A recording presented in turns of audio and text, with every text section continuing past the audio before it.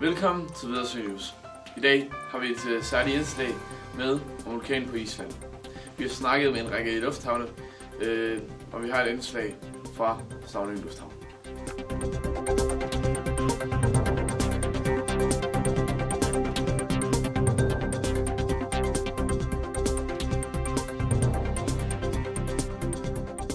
God aften, jeg sidder her med Mathias Birk, som er flyveansvarlig i Stauning Lufthavn. Hvad der har gjort, at luftrummet det er lukket i hele Danmark? Ja, der er kommet en stor vulkanudbrud på Island. Vi har ikke kunnet forudse nogen af tingene. Det kommer som en stor overraskelse for os. Det eneste vi har kunnet gøre, det er at hjælpe vores passagerer bedst muligt og få dem bedst igennem den tid her, hvor asken ligger over Danmark. Det er en stor askesky, som vi ikke kan gøre noget ved. Det eneste vi har at gøre, det er at vente. Ja, hvor lang tid regner jeg med, at askeskyen den vil lukke flytrafikken? Vi regner med, at den har lukket Stauning Lufthavn de næste 48 timer, og efter dem kunne vi sende nogle enkelte fly videre. Har I gjort noget for at hjælpe de passagerer, der er fanget i udlandet og ikke kan komme hjem?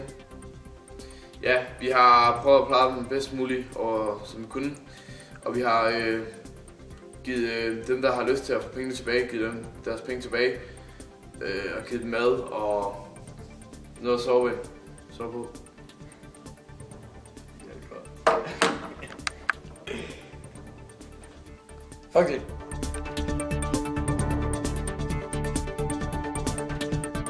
Tak for det, Morten Stampe.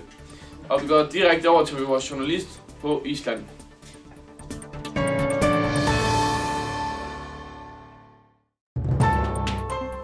Hej, jeg er Karl Bollerup, forsker inden for vulkanudbrud. Jeg står her på Island med den seneste nyhed, at vi har, som man kan se, den store vulkan er lige gået udbrud, og vi har ikke kunnet forudse noget som helst.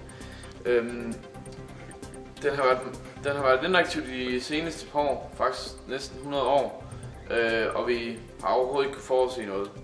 Men her på den seneste uge har vi godt kunne høre lidt rumlen op for vulkanen, men det regner vi ikke som noget stort. Det har vi oplevet mange gange før. Ellers tilbage til studiet. Tak for det, Karl Bollerup.